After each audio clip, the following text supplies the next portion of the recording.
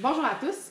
Aujourd'hui, je vais vous présenter le programme de formation des élèves au secondaire et je vais me concentrer sur l'enseignement du français puisque c'est l'orientation que j'ai choisie à la maîtrise.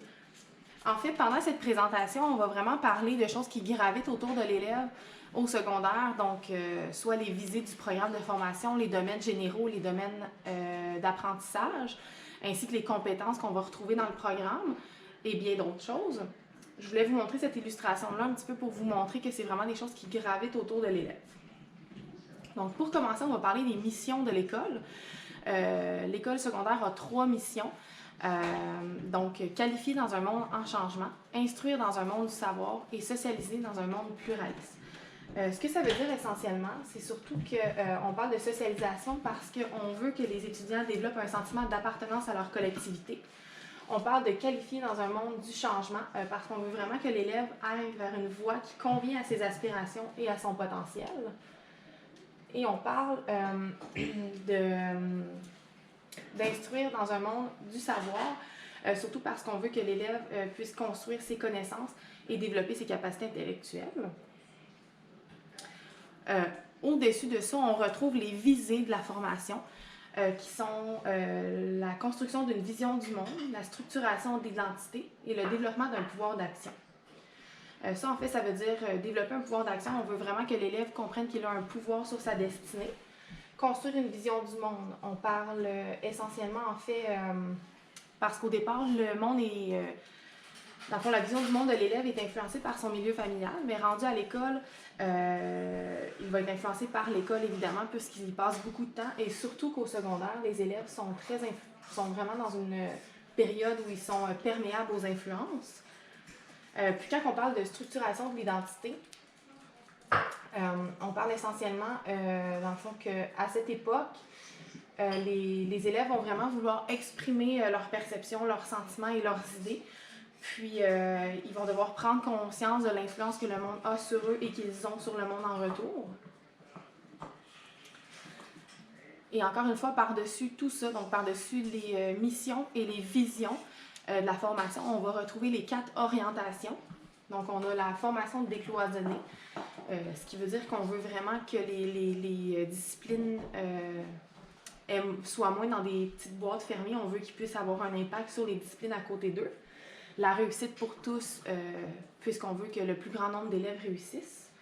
On a l'évaluation qui est au centre de l'apprentissage, donc l'évaluation qui va être vraiment un levier pour susciter la curiosité chez les étudiants. Et on a la formation qui va être centrée sur le développement des compétences, donc on va vraiment vouloir que les étudiants développent des compétences suite à leur formation.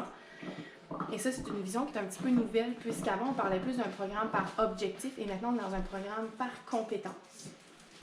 En fait, la différence entre les deux, quand on parlait de programme par objectif, c'est vraiment que l'enseignant transmettait les connaissances à l'étudiant et que l'étudiant ne faisait que les recevoir. Donc, le rôle de l'étudiant était très secondaire et l'enseignant devait prendre en charge la réussite de l'élève. Et maintenant, dans un programme qui est plus par compétence, la différence, c'est vraiment que l'enseignant va devenir un guide pour l'étudiant. Dans le fond, il va guider l'étudiant dans ses apprentissages et l'étudiant va vraiment être responsable de sa réussite et de sa connaissance. Donc, le rôle de l'étudiant devient principal à ce moment-là. Puis, en fait, parmi ce qui vraiment se trouve autour de tout ce qu'on vient de parler, on a les domaines généraux de formation, donc qui englobent vraiment tout ce dont on vient de parler. On a 5 domaines généraux de formation qui sont santé et bien-être, médias, orientation et entrepreneuriat, vivre ensemble et citoyenneté, et environnement et consommation.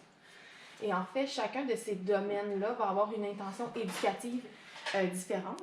Malheureusement, dans cette vidéo, je n'aurai pas le temps de vous les expliquer tous, mais par exemple, disons pour santé et bien-être, l'intention éducative, ça va être vraiment que les élèves adoptent des saines habitudes de vie, autant sur le plan de la santé, de la sécurité ou de la sexualité. Puis, bien, enfin, les autres ont tous leur intention éducative également. Parmi ces domaines-là, on retrouve des compétences transversales. Et ce qu'on veut dire par compétences transversales, c'est vraiment qu'ils peuvent se retrouver dans plusieurs domaines à la fois. Puis ces compétences transversales-là sont regroupées en 4 ordres, donc intellectuel, méthodologique, personnel, social et l'ordre de la communication. Encore une fois, malheureusement, je n'aurai pas le temps de toutes vous les expliquer. Par contre, j'en ai choisi une qui pour moi est très importante et que je pense que le développement est capitale, qui est celle d'exercer son jugement critique. Donc, les étudiants vont être emmenés à développer leur jugement critique. Et je pense que c'est très important, surtout parce que les élèves au secondaire sont vraiment à une période de leur développement où ils vont justement vouloir s'affirmer, débattre leurs convictions, faire reconnaître leur opinion. Et je pense qu'il est vraiment important qu'ils soient capables de saisir la complexité de certains enjeux, être capable de s'appuyer sur des faits pour amener ses opinions et surtout de se décentrer de leur propre point de vue pour être capable de départager leurs émotions et leur rationnel. Donc pour moi, c'est vraiment une compétence qui va être importante à développer et qui se développe évidemment parmi plusieurs domaines d'apprentissage. Ce qui m'amène au domaine d'apprentissage. On a les domaines généraux et les domaines d'apprentissage sont encore plus spécifiques. Donc c'est un petit peu l'ancienne épellation pour les matières si on veut. Donc on a langue, mathématiques, sciences et technologies, univers social, art, développement de la personne et développement professionnel. Moi, je vais bien évidemment me concentrer sur les langues puisque j'ai choisi l'orientation du français, langue d'enseignement. Donc, le domaine d'apprentissage du français va viser à former des communicateurs compétents et polyvalents. Et pour ce faire, ils vont vouloir développer certaines compétences disciplinaires, qui sont les compétences disciplinaires qu'on retrouve ici vraiment le plus autour de l'illustration. Donc, ça va être lire et apprécier des textes variés, écrire des textes variés et communiquer oralement selon des modalités variées. En fait, ces 3 compétences disciplinaires-là vont vraiment chercher à développer, à construire pour cette compétence-là, qui est lire et apprécier. On va chercher à construire un sens, porter un jugement, puis réfléchir. Puis pour écrire des textes variés, c'est un petit peu la même chose, mais on va vraiment plus faire appel à la créativité, à la cohérence du texte de l'élève. Et pour communiquer oralement selon des modalités variées, on va vraiment vouloir adopter une distance critique, construire un sens et intervenir oralement et clairement. Puis sinon, en fait, là, on a vu qu'il y avait des domaines généraux et qu'il y avait des domaines d'apprentissage qui étaient plus spécifiques. Par contre, il y a également l'interdisciplinarité qu'on retrouve dans le fond quand on va à l'école secondaire. C'est vraiment le fait que plusieurs disciplines peuvent interagir ensemble. Donc, c'est un peu comme quand je parlais tantôt du décloisonnement, qu'on veut que ce ne soit pas des disciplines dans des boîtes qui restent vraiment dans leur boîte et qui n'en sortent pas. Enfin, on va vraiment vouloir que les disciplines puissent s'influencer entre elles, se toucher entre elles. Donc, voici l'interdisciplinarité. Et ça se retrouve souvent dans des projets qui vont faire appel à plusieurs domaines d'apprentissage en même temps.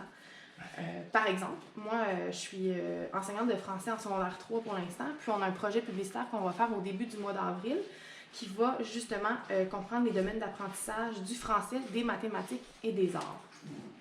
C'est un projet publicitaire où on va demander à l'élève de créer un panneau publicitaire pour la crèmerie du coin, dans le fond pour promouvoir la nouvelle saveur de crème glacée que la crémière a fait. Donc, on va faire appel aux arts parce qu'ils vont devoir faire une affiche publicitaire.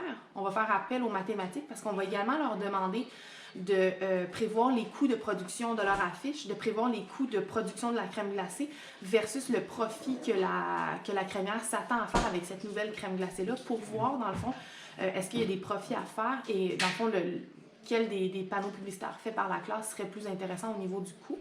Puis on évalue également le français parce que c'est un examen oral, donc on va pouvoir